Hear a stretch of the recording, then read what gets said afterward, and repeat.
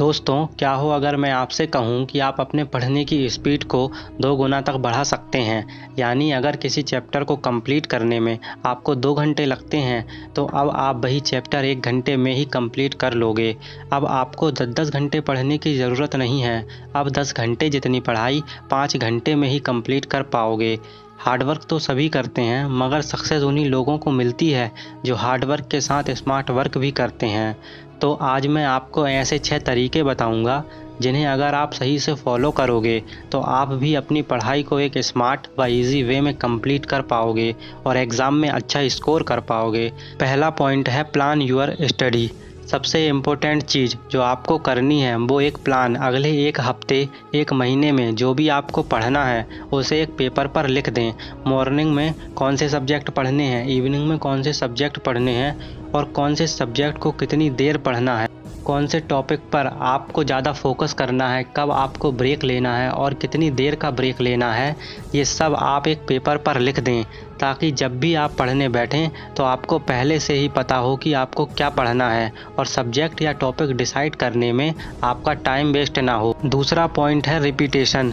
हम टाइम के साथ चीज़ों को भूल जाते हैं। अगर आज आपने कुछ पढ़ा है तो कल आपको उसका सिर्फ 50% ही याद रहेगा और परसों आपको सिर्फ 25% ही याद रहेगा और 1 हफ्ते के बाद आप 95% तक चीज़ों को भूल जाओगे।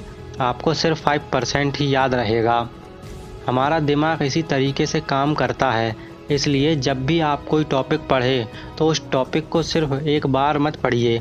अगर कोई टॉपिक आपसे पढ़ा है तो उसे कल भी रिपीट करें, परसों भी रिपीट करें, जितना हो सके उतना ज़्यादा बार उसे रिपीट करें, क्योंकि जितनी ज़्यादा बार आप उसे रिपीट करोगे उतने ज़्यादा टाइम तक आप उसे याद रख पाओ। तीसरा पॉइंट है प्रोडक्टिव स्टडी स्पेस। आपको पता करना है कि आपके घर में ऐसी कौन सी जगह है जहां पर आप सबसे ज़्यादा प्रोडक्टिव होते हैं, सबसे ज़्यादा फोकस्ड रहते हैं। हम एक चीज़ हमेशा भूल जाते हैं कि एज अ ह्यूमन बीइंग हम हमारे एनवायरनमेंट से बहुत ज़्यादा इन्फ्लुएंस होते हैं। जैसी पढ़ाई आप चेयर पर बैठकर कर सकते हैं, वैसी पढ़ाई आप बेड पर बैठकर नहीं कर सकते। ऐसा कोई ना कोई एरिया ज़रूर होगा आपके घर में जहां पर आप सबसे ज़्यादा फोकस्ड रह सको। आपको बस उसे ढूंढना है। चौथा पॉइंट है फोकस ऑन कीवर्ड। जब भी आप रिवीजन करें तो कीवर्ड को हाईलाइट करें। पता करें कि ऐसी कौन सी लाइन या ऐसा कौन सा वर्ड है जो एग्जामिनर आपके आंसर में चाहता है। आपको अपना आंसर उसी वे में प्रेजेंट करना है जैसा एग्जामिनर चाहता है। अगला पॉइंट है स्टडी लाइक अ टीचर। बाकी स्टूडेंट जैसी पढ़ाई कर रहे हैं आपको वैसी पढ़ाई नहीं करनी है। आपको ऐसी पढ़ाई करनी है मानो जैसे आपके टीचर उस एग्ज़ाम की तैयारी करते हैं। इमेजिन करो कि आपके टीचर एग्ज़ाम देने वाले हैं। सोचो कि ऐसी कौन सी चीज़ है जो आपके टीचर आपसे डिफरेंट करेंगे और वैसे ही पढ़ो।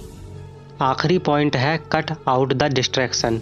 पढ़ते वक्त कभी भी अपने फ़ोन को अपने पास मत रखिए, और अगर फ़ोन को पास रखना ही है तो फ़ोन को वो सारी चीज़ डिलीट कर दीजिए जो आपको डिस्ट्रैक्ट करती हैं, जैसे कि इंस्टाग्राम, फेसबुक, ट्विटर। ये सारी चीज़ें आपको डिस्ट्रैक्ट करती हैं तो इन्हें डिलीट कर दीजिए। ऐसा करने से आप अपना 100% पढ़ाई को दे पाओगे। दोस्तों, उम्मीद करता हूँ कि आपको ये वीडियो एग्ज़ाम में अच्छा परफॉर्म करने में मदद करेगी।